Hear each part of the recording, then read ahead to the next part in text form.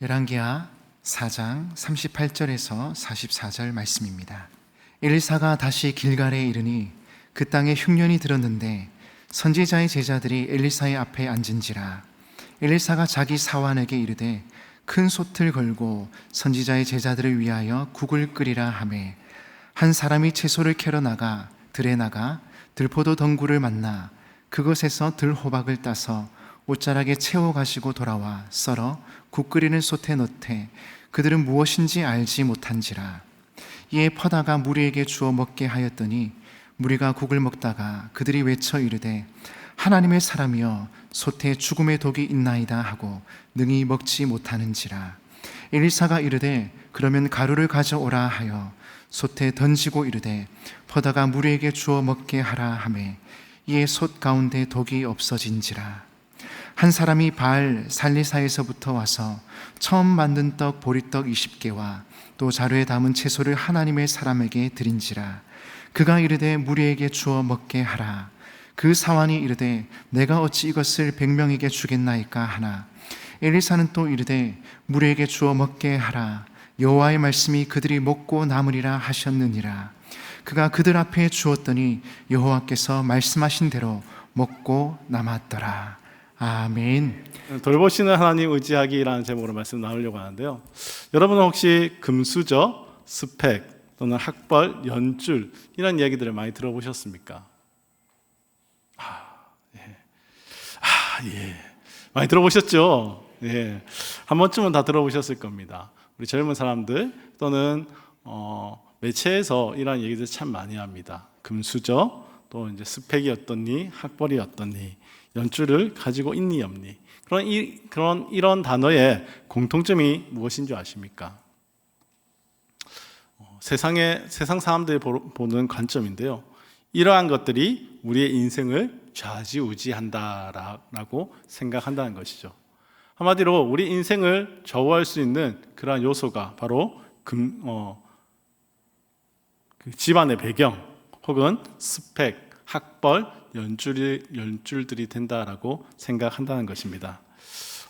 그래서 젊은 사람들은요, 인생이 공평하지 않다고 생각합니다. 공평한 출발은 없다라고 여긴다는 것이죠. 태어날 때부터 인생은 대부분 정해져 있다라고 생각하는 사람들이 많습니다. 죽어라 노력해도 우리는 가진 사람들을 넘어설 수 없는 경우를 많이 보기 때문이죠. 그래서 그들을 넘어선다는 것은 불가능하다 이렇게 여기는 경우가 종종 있다는 것입니다. 스펙도, 학벌도, 연줄도 사실 모든 것은 가정 배경이 이제 중요한 거거든요. 얼마만큼 잘 사느냐 이것이 결국은 가장 중요하다라고 여기게 되는 것이죠. 그럼에도 불구하고 그런 환경을 가지지 않았음에도 많은 사람들이요 스펙에 또는 좋은 학벌에 또는 연줄을 만들어 보려는 그런 일들에 아둥바둥 사는 모습들을 보게 됩니다. 왜일까요? 나는 태어날 때부터 좋은 금수저로 태어나지는 않았습니다. 정말 흙수저. 그런 상황 속에 태어나도 사람들은 스펙을 쌓으려고 학벌을 좋게 하려고 연줄을 만들려고 노력하며 애쓰며 살아가죠. 왜일까요? 최고는 아니더라도 최악은 안 돼야지. 이러한 생각들이 많이 있기 때문입니다. 그래서 사람들은 이러한 최악은 면하기 위해서 아둥바둥 살아가는 것이죠. 그런데 삶이 그렇게 녹록지 않은 것이죠. 우리가 애를 쓰고 우리가 목매면서 그렇게 살아가도 그렇게 열심히 노력하는데도 이 삶이라는 게요 내 뜻대로 안 될 때가 참 많다는 것입니다. 그러다 보면 사람들이 극단적인 선택들을 하는 경우가 참 많습니다. 왜냐하면 이 모든 것이 세상이 주는 기준인데 이 기준에 너무 빠져 있기 때문이죠. 실제 그런데 우리의 삶도요, 성도들의 삶도 힘들고 어렵다는 것은 너무 잘 압니다.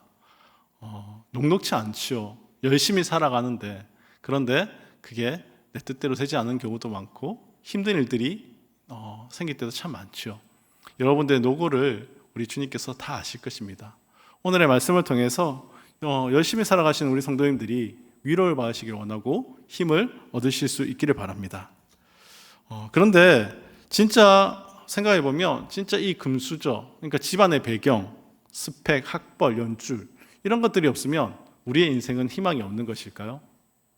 아니면 우리의 인생은 노력해도 안 되는 것일까요? 아마 그렇다면 저의 인생은 루저의 삶, 저 밑바닥에서 그렇게 살고 있겠죠. 저는 진짜 가정 배경도 그렇게 아무것도 없고요. 학벌도 없고요. 제가 가진 게 별로 없거든요. 그러니 제 인생은 어쩌면 루저의 인생이 되었을지 모릅니다. 희망 없는 인생이 되었을지 모릅니다. 그러나 제 삶을 돌아보면 저는 최악은 아니라고 생각합니다. 저는 나름대로 잘 살고 있더라고요. 남들처럼 정말 부유하게 잘 먹고 잘 사고 이 정도는 아니지만 남들만큼 먹고 남들만큼 마시며 남들만큼 지내며 그렇게 평범하게 살아가고 있는 모습들을 보게 됩니다. 때로는 미래에 대한 그런 두려움도 있긴 합니다. 모아둔 것이 없으니 어떻게 해야 되지? 혹시 큰 어려움들이 앞에 닥치게 되면 막막한 마음들이 들게 되죠. 그것은 인생을 살아가는 누구나가 느끼는 그러한 감정인 것 같습니다. 그럼에도 삶에서 소소한 행복들, 소소한 기쁨들 누리며 삽니다. 딸 때문에 기뻐서 웃기도 하고요. 또 이 가정이나 또 하는 사역들 가운데서 행복함 때문에 기쁨을 누리기도 하며 살아갑니다. 왜냐하면 저에게는 비빌 언덕이 있기 때문입니다. 제가 의지할 무엇인가가 있기 때문이죠. 제가 의지하는 분은 바로 하나님이신데요. 이 하나님을 의지하고 이 하나님을 믿고 붙잡으니까 미래에 대한 막막한 두려움이 있어도 그 두려움보다 더 크신 하나님으로 인해서 기쁨을 누릴 수 있게 되더라고요. 삶을 돌아보면 그 모든 나의 어려운 가운데 찾아와 주시고 인도하셨던 하나님을 발견하기 때문에 그 하나님으로 인해서 기뻐하며 살아갈 수 있는 것 같습니다. 그러나 사단은 우리에게 그렇게 말하지 않죠. 사단은 돈이 있어야 된다고, 관계가 있어야 된다고, 스펙이 있어야 한다고, 그럴싸한 무엇인가가 있어야지 잘 살아갈 수 있다고. 그러니 너는 그것만 바라보고 너는 그것만 붙들고 그것을 의지하면서 그것을 잡고 살아라고 그렇게 우리에게 속삭인다는 것입니다. 그러나 그것을 믿지 마시기 바랍니다. 진짜 의지할 분, 우리의 삶을 인도하시는 분, 우리의 필요를 따라 예비하시는 분, 하나님이 계심을 믿으시기에 그 하나님을 의지하고 그 하나님을 붙들고 살아가실 수 있기를 바랍니다. 우리가 하나님을 믿으며 하나님을 아버지라고 또는 내 삶의 주인이라고 고백하지요. 주일에 나와서 항상 우리는 그렇게 고백합니다. 그런데 이 고백의 의미 속에는 이러한 의미가 담겨져 있습니다. 내 삶 속에 그분이 항상 계시고 중요한 거거든요. 일주일 가운데 살아가는데 여기 예배당에만 하나님이 계시는 게 아니라 내 삶 속에 항상 그분이 살아 계시고 역사하시며 간섭하시고 도와주신다. 이렇게 고백하는 의미가 나의 삶의 주인이다, 나의 아버지다 고백하는 그 고백 속에 담겨져 있다는 것이죠. 그 고백을 했으면 우리 삶에 돌아가서 우리 그분을 의지하면서 그분으로 만족하며 살아가야 되는데, 그런데 우리가 참 그렇지 않게 살아갈 때가 많다는 거죠. 입으로는 그렇게 말하지만 생각은 다르게 생각하는 겁니다. 어떻게? 하나님은 일주일에 이 예배당에서만 만나는 분, 이 예배당에서 좋은 은혜로운 말씀만 주시는 분, 그리고 이렇게 살아라 저렇게 살아라 그렇게 간섭만 하시고 사라지시는 분, 이렇게 여기는 경우가 있다는 것이죠. 그런데 오늘 본문은 우리 하나님은 그러한 하나님이라 말하지 않습니다. 오늘 본문은 우리의 삶으로 찾아와 주시는 하나님, 우리의 삶의 문제에 찾아와 주시는 하나님, 그 가운데 은혜와 사랑을 베풀어 주시는 하나님이라고 기록하며 알려주고 있습니다. 오늘 이 말씀을 통해서 함께 은혜를 나누고자 합니다. 본문에 등장하는 인물은 엘리사와 당시 선지학교에 있으며 하나님을 따르는 믿음의 공동체입니다. 엘리사 이야기의 특징 중 하나는요, 당시 믿음의 공동체가 얼마나 힘들고 취약한 환경 속에 있었는가 하는 것을 보여준다는 것이죠. 그런데 이 취약함 속에 있는 이 공동체 속에 하나님이 찾아오십니다. 하나님이 찾아오셔서 문제들을 해결해 주시고 그리고 필요한 것들을 메꾸어 주십니다. 그것을 계속해서 이 엘리사 이야기를 통해서 보여주시는 겁니다. 무엇을 말씀하시는 걸까요? 살아계신 하나님은 우리의 삶 가운데 찾아오셔서 우리 하나님의 백성을 돌보신다는 것을 알아라는 것입니다. 예를 들어 본다면 본문에 앞서 나오는 많은 이야기들이 있는데요. 그 이야기 가운데에 많은 이야기들이 나옵니다. 여리고 공동체, 이 여리고 공동체에 물 문제가 생기게 됩니다. 물이 부족하지요. 그래서 아이들 또 여인들이 고통을 당하게 됩니다. 소출이 열심히 노력해도 소출이 나지 않습니다.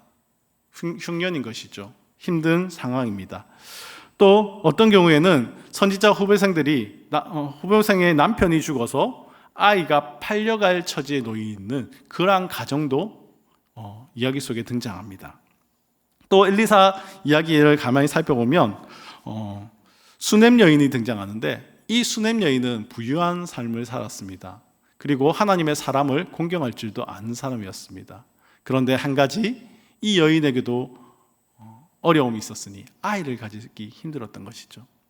우여곡절 끝에 아이를 가지게 됩니다. 하나님께서 은혜를 베푸신 거죠. 그러나 이 아이마저 연약해서 잃게 되는 그러한 어려움을 당하게 됩니다. 이러한 여러 가지 어려움들, 취약한 환경들, 하나님의 백성들이 놓여져 있는 어려움들이 이 말씀 속에 기록되어 있죠. 그 말씀 속에 무엇이 등장하느냐? 하나님의 선지자들을 통해서 하나님께서 말씀을 전해주십니다. 기쁨의 소식을 전해주십니다. 그 기쁨의 소식을 통해서 문제들이 해결되고 하나님을 만나고 그리고 하나님의 은혜를 체험하게 되는 이야기들이 이곳에 정말 수많은 이야기로 기록되어져 있다는 것이죠. 이사야서 61장에서 예언되어지고 그리고 그 이야기의 끝은 예수 그리스도로 인해서 완전하게 이루어지는 그러한 예수 그리스도의 사역들이 모델이 되는 모습들이 이곳에 다 등장합니다. 누가복음 4장 18절에서 19절 말씀은 이렇게 이야기하거든요. 누가복음 4장 18절 19절 말씀입니다. 주의 성령이 내게 임하셨으니 이는 가난한 자에게 복음을 전하게 하시려고 내게 기름을 부으시고 나를 보내사 포로된 자에게 자유를 눈먼 자에게 다시 보게 함을 전파하며 눌린 자를 자유롭게 하고 주의 은혜의 해를 전파하게 하려 하심이라 하였더라.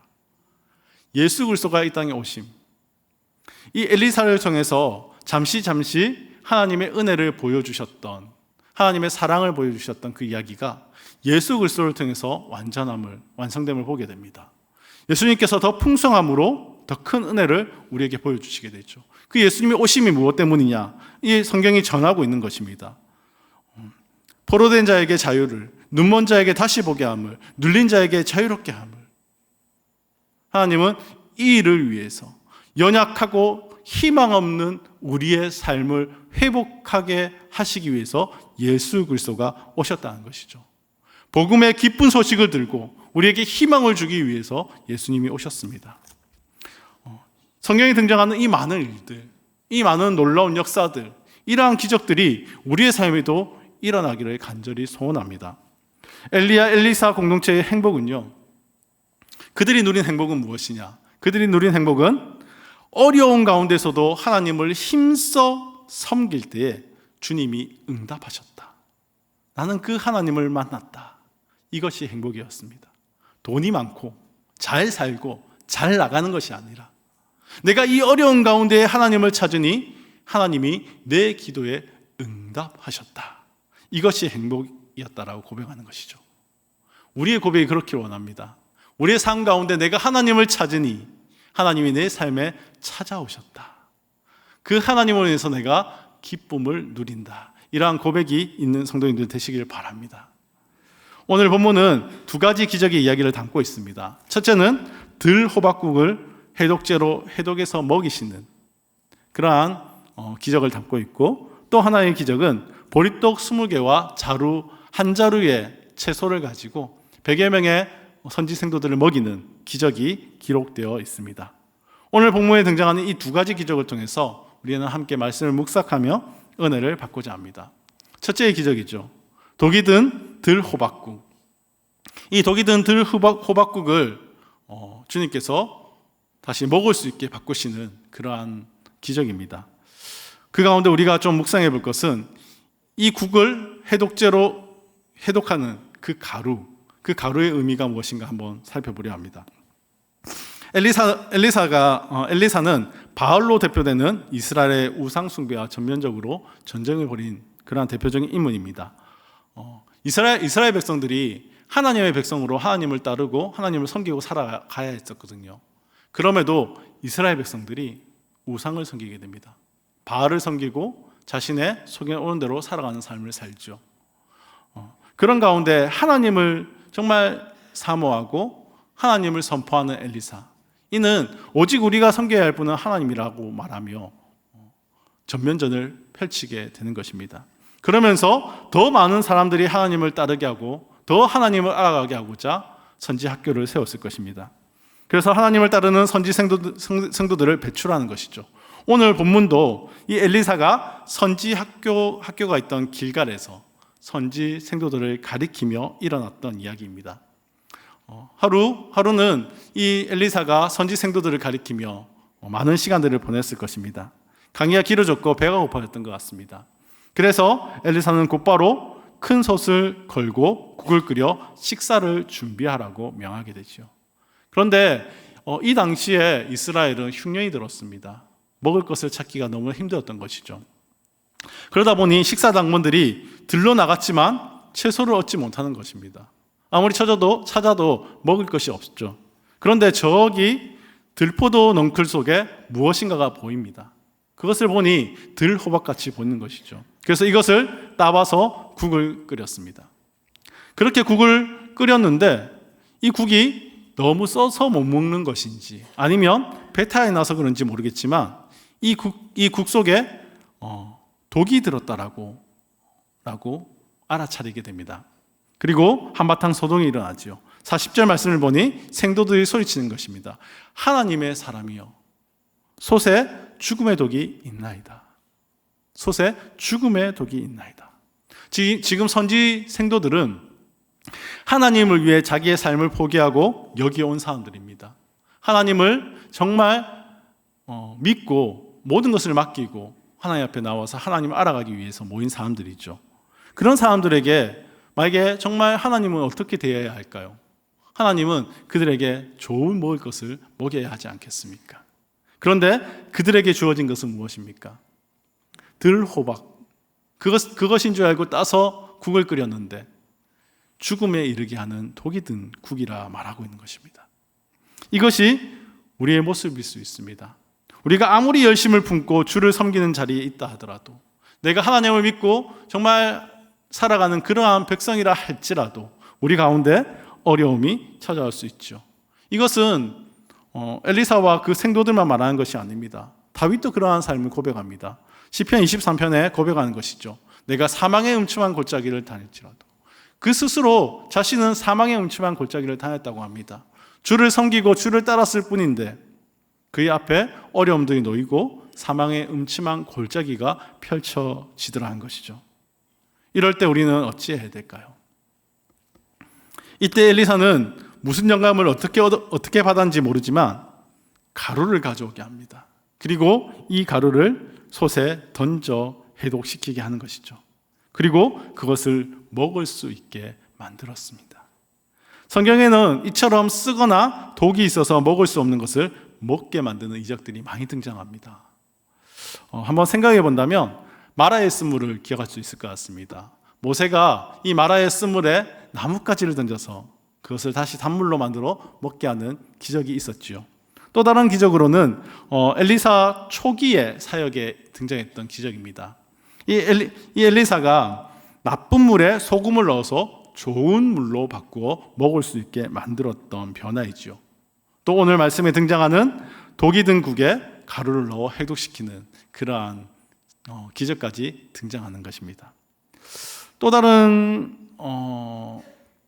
기적을 한번 생각해 본다면 아마 히스기야 왕의 기적을 생각할 수 있을 것 같습니다.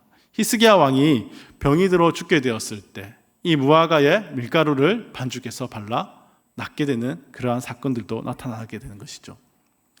모세가 마라의 쓴물에 던진 나뭇가지, 엘리사가 나쁜 물에 던진 소금, 또 독에 든 국에 던진 가루, 이사야가 히스기야의 상처에 사용한 밀가루, 다 어떠한 것입니까? 우리 주변에서 흔히 볼 수 있는 평범한 것들, 흔한 것들이라는 것이죠. 이 흔한 것들로 우리가 무엇을 할 수 있을까요? 그러나 전능하신 하나님께서 이러한 것들을 사용하셔서 하나님의 능력을 나타내 보여주셨다는 것입니다. 나뭇가지, 소금, 밀가루 같은 그러한 것에 어떠한 신통마통한 효력이 있는 것이 아니죠. 아주 흔한 것들이죠. 그러나 그것도 주님께서 쓰시면 능력의 도구가 될 수 있다는 사실입니다. 그것을 통해서 변화시키고 고치고 해독하는, 치유하는 그러한 역사가 나타났습니다. 주님께서 주의 백성을 위하실 때 무엇을 통해서든 우리를 도우시고 채우실 수 있음을 발견하게 되는 것입니다. 오늘 이 기적을 체험하는 사람들은 하나님의 말씀을 듣고 배우기 위해 모인 하나님의 사람들입니다. 모두 가난하고 배고픈 시기, 어려운 시기 속에 있지만 그 순간에도 하나님을 알고자, 하나님을 찾고자 모인 사람들, 그러한 사람들이 하나님의 능력을 보게 되고 하나님의 은혜를 체험하게 되는 것입니다. 인생의 흉년을 이겨내는 궁극적인 비결이 바로 여기에 있습니다. 우리의 삶에 흉년이 들었을 때 어떻게 이겨낼까? 바로 주님을 찾는 것입니다. 배가 고파도 목이 말라도 하나님의 말씀을 먼저 듣겠다. 나는 하나님의 말씀을 무조건 따르겠다라는 정신입니다. 이 믿음이 우리에게 필요합니다. 세상 사는 것이 어려울 때일수록, 배가 고플수록, 미래가 어둡고 두려울수록 더욱더 우리는 하나님 말씀을 찾아 영혼의 풍년을 기대하며 소망하는 삶을 살아야 될 줄로 믿습니다. 그러한 은혜를 사모하시기 바랍니다. 하나님, 내 인생에도 이들과 같이 하나님의 은혜를 체험할 수 있기를 원합니다. 하나님, 내 삶 속에도 하나님께서 함께 하시며 인도하시고 채우시기를 원합니다. 그래야 할 때 여러분의 영혼도 잘 되고 여러분의 범사에 은혜를 받는 그런 삶을 살게 될 줄 믿습니다. 오늘 말씀에 나오는 독이 든 국과 그 국 속에 던져진 가루가 어떤 화학적 반응을, 어떤 작용을 했는지 모르죠. 저도 모릅니다. 그러나 제가 믿고 이 말씀을 통해 분명하게 받아들이는 한 가지는 살아계신 그 하나님께서 나의 모든 형편과 우리의 모든 처지를 아시고 자신의 백성을 불쌍히 여기시며 사랑하고 은혜를 베푸시기 위해 놀라운 능력을 일으키셨다는 것입니다. 그러나 그 은혜는 단순히 그 아픈 것이 낫는, 그 병든 것이 낫는 것으로 끝나지 않습니다. 이들의 궁극적인 문제는 무엇이었을까요? 그 독을 먹고 아픈 것? 아니요. 그들의 이 아픈 것도 문제였지만 배가 고픈 것도 문제였던 것이죠. 우리 하나님은 그들의 모든 것을 아십니다. 그래서 그저 낫게 하신 것뿐 아니라 그 국을 다시 먹을 수 있게 하셔서 정말 그들로 배불리 먹을 수 있도록 하시는 은혜까지 베푸셨다는 것입니다. 믿는 자에게, 하나님의 백성에게 베푸시는 하나님의 은혜입니다. 하나님이 찾아오셔서 문제를 해결해 주셨습니다. 엘리사 선지자가 가지고 있는 것으로 그 문제를 해결하셨습니다. 너무나 흔한 것으로 그것을 해결하셨습니다. 우리가 누구를 의지해야 할지 더 명확해지지 않습니까? 하나님께 답이 있습니다. 돌보시는 하나님을 의지하시길 축복합니다. 두 번째 기적이죠. 보리떡 20개와 한 자루의 채소를 통해서 100여 명의 사람들을 먹이시는 무한리필의 역사가 기록되어져 있습니다. 돌보시는 하나님의 은혜가 이번에는 한 사람, 바알 살리사에 사는 한 성도의 마음을 감동해서 먹을 것을 가지고 오는 것으로 시작되게 됩니다. 특별히 그가 가져온 것은 처음 수확한 채소이자 또 처음 만든 보리떡이죠. 11조입니다. 하나님께 드려야 하는 것인데 이 당시에 정말 제사장들이나 그러한 배경들이 하나님을 올바르게 섬기지 않았던 것이죠. 그래서 그 하나님의 것을 이 선지자 엘리사에게 가져오게 된 것입니다. 그 작은 것, 보리떡 20개, 채소 한 자루, 이 적은 분량을 통해서 생도들을 먹게 하는 그러한 기적이 나타납니다. 그리고 그 먹고 남는 것이 있게 되는 역사가 나타납니다. 저는 여기서 한 문장에 눈이 가게 되는 것을 보게 됩니다.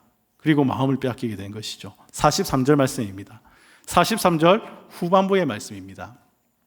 무리에게 주어 먹게 하라. 여호와의 말씀이 그들이 먹고 남으리라 하셨느니라. 분명하게 이곳에서 말씀하고 있는 것이죠. 이러한 기적을 일으키시는 분, 이 기적을 주도하신 분이 누구시냐? 하나님이시라는 것입니다. 그들의 백성을 돌보고 그들의 백성을 바라보고 있는 분이 누구시냐? 하나님이시라는 사실을 이 말씀이 우리에게 분명하게 보여주고 있습니다. 적은 분량의 음식을 가지고 나와 나누게 한 것은 엘리사였지만 이를 지시하는 분도 이 기적을 일으키신 분도 하나님임을 알게 하는 대목입니다. 하나님은 자신의 백성, 자신을 따르는 자를 돌보시고 사랑하시는 분이신 줄 믿습니다. 이러한 엘리사의 사역은 훗날 선지자의 완성으로 이 땅에 오시는 예수님의 사역의 예표가 되며 또 이 예수 그리스도를 통해서 그 은혜는 그 하나님의 은혜가 얼마나 크고 풍성한가를 더 크게 보게 되는 사건이 나타나죠. 바로 벳세다 광야의 오병이어 사건입니다. 오병이어로 5,000명을 먹이시는 그러한 역사가 나타나게 되는 것이죠. 엘리사를 통해서 하나님은 잠시 맛을 보여줍니다. 하나님의 백성들, 하나님을 따르는 자들을 어떻게 사랑하시고 어떻게 은혜를 베푸시는가. 이 보리떡 20개와 한 자루의 채소를 통해서 100여 명을 먹이시는 그 하나님께서 이제는 예수 그리스도와 함께 정말 이 땅에 자신의 백성들을 사랑하시고 그들을 먹이시기 위해서 오병이어로 5,000명을 먹이시는 역사를 나타내게 하는 것이죠. 예수 그리스도의 사역이 이것을 위함인 줄 믿습니다. 하나님의 백성들, 정말 자신의 백성을 돌보시기 위해서 오시는 것이 바로 예수 그리스도의 사역이시죠. 이 예수 그리스도의 사역의 정말 최고점은 무엇일까요? 그저 이렇게 먹이시는 것 끝나는 그러한 사역이 아닙니다. 예수 그리스도께서 정말 하나님께서 자신의 백성을 사랑하시고 돌보신다는 것을 증명하시는 정말 최고의 그러한 정점은 바로 십자가 사건이었습니다. 예수 그리스도가 이 땅에 오시는 것조차도, 인간의 몸을 입으신 것조차도 하나님께서는 자신의 백성을 사랑했기 때문입니다. 그들에게 은혜를 주시기 위해서였습니다. 그러나 이 십자가에 달려 죽으심으로 완성시키셨죠. 내가 너를 이만큼 사랑한다. 내가 너의 그 해결할 수 없는, 너희가 도저히 어떠한 노력으로도 해결할 수 없는 그 죄의 문제, 그 문제까지도 해결해주며 내가 너를 이만큼 사랑한다. 그렇게 주님께서는 우리에게 말씀하시는 것입니다. 우리는 그 예수 그리스도를 바라봄을 통해 자신의 백성을 돌보시는 사랑의 하나님을 발견하게 되는 것입니다. 오늘의 말씀에서 보여주는 두 가지 역사가 모두 자기 백성, 성도들을 돌아보시고 사랑하시는 하나님의 자비를 구체적으로 세세하게 기록해 보여주고 있습니다.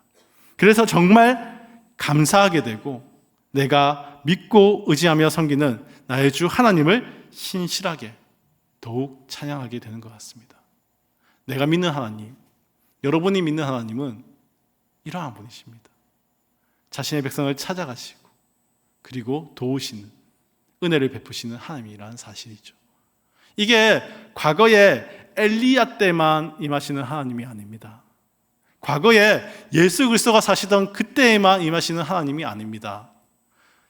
엘리사 시대에도 기적을 통해 역사하신 그 하나님, 예수님의 시대에도 기적을 통해 역사하신 그 하나님, 동일하게 오늘날 예수 그리스도를 믿고 하나님을 정말 믿고 따르는 우리의 삶 속에도 역사하시고 기적을 베푸시는 하나님이신 줄 믿으시기 바랍니다. 살다 보면 우리가 배부르고 흥할 때가 왜 없겠습니까? 그러나 사람들은 조금 이기적이죠. 그래서 내가 흥하고 이럴 때를 잘 기억하지 않습니다. 배고프고 어려울 때만 기억하는 그러한 경향이 있는 것 같습니다. 저도 조금 그렇습니다. 지난 세월을 좀 돌아보면요, 왜 그렇게 힘들고 어려웠던 때만 생각날까요? 그때는 진짜 힘들었는데, 그때는 진짜 지금 생각해도 난 다시 못 견딜 것 같은데 하는 그런 기억들이 너무 많습니다. 그런데 참 간사하지요. 사실은 그 시간들을 제가 어떻게 이겨냈을까요? 그 시간들을 어떻게 버티고 제가 지금 이 자리에 서 있을까요? 하나님이 도우셨습니다. 때에 따라 정말 나를 도우시고, 그리고 입히시고, 그리고 채우시던 그 하나님. 그런데 참 이 인간은 기억을 편집하는 기능이 좀 있는 것 같습니다. 이상하게 하나님이 나를 도우시던 것은 쏙 빼는 거죠. 그때 너무 힘들었는데, 그때 너무 어려웠는데, 이것만 기억하는 것입니다. 그것만 기억하다 보니까 어떠한 일이 있느냐? 미래에 대한 두려움이 생기는 겁니다. 또 그런 일이 생기면 난 어떻게 이겨내야 되지? 또 그런 어려움이 생기면 난 어떻게 버티지? 그래서 더 다른 것을 붙잡으려고, 다른 것을 좀 준비하려고 애를 쓰며 살아가는 것 같습니다. 그러나 오늘 말씀이 우리의 기억을 떠오르게 합니다. 우리의 삶 속에 하나님은 저 멀리 떠나 계신 분이 아니라 우리 삶 속에 찾아와 계시고 함께 하신 하나님입니다. 너의 어려움을 기억하시고 불쌍히 여기시고 채우시고 도우시는 하나님이다. 이 말씀을 오늘 묵상하며 다시 한번 다짐하게 됩니다. 내가 정말 하나님 앞에서 정말 하나님의 말씀을 붙들고 살아가는 것이, 정말 주님 앞에 바르게 세워서 살아가는 것이 쉽지 않지만 오늘 말씀을 묵상하며 생각하는 것이죠. 한 줌의 그 가루만으로도 독이등국을 해독시키시고, 보리떡 20개와 채소 한 포대를 가지고도 선지생도 100명을 배불리 먹고 남게 하신 하나님의 능력, 그 하나님의 은총 베푸심이, 그 하나님이 나의 하나님이다. 그러니 이제 다시 한번 나의 인생을 하나님께 맡기고 의지하며 살아가겠다 다짐하게 만든 것 같습니다. 사랑하는 성도 여러분, 무엇을 위해서 열심히 살아오셨습니까? 무엇을 의지하며 붙잡으며 살아오셨습니까? 오늘 말씀을 기억하시기 바랍니다. 그리고 다짐하시기 바랍니다. 내가 어떠한 상황 속에서도 다른 것 의지하는 게 아니라 하나님 의지해야지. 하나님 붙들고 살아야지.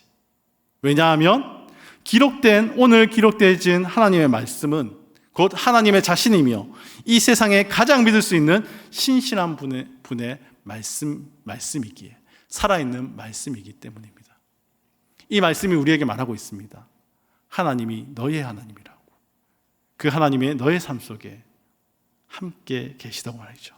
사랑하는 성도 여러분, 여러분은 수많은 삶의 문제들 앞에서 무엇을 의지하고 평안을 얻으며 살아가십니까? 하나님을 의지한다는 것은요, 어떤 상황 속에서도 말씀을 신뢰하고 믿고 따르는 것입니다.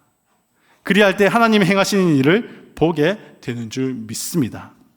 우리 하나님은 자신의 백성을 끝까지 돌보시는 하나님이십니다. 자신을 의지하고 따르는 자들을 치유하고 먹이시는 하나님이십니다.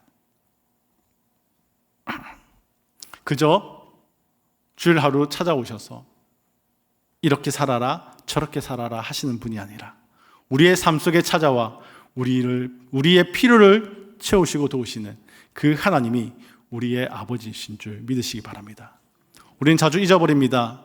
우리의 삶 속에 하나님이 계시다는 사실을 말이죠. 우리는 자주 생각지 않고 살아갑니다. 내 삶에 하나님이 늘 언제나 내 곁에 계시다는 그 사실을 말이죠. 오늘 본문이 분명하게 말합니다.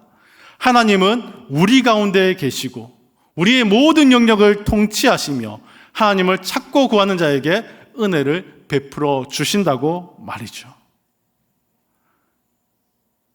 하나님은 우리 곁에 어떻게 오셨을까요?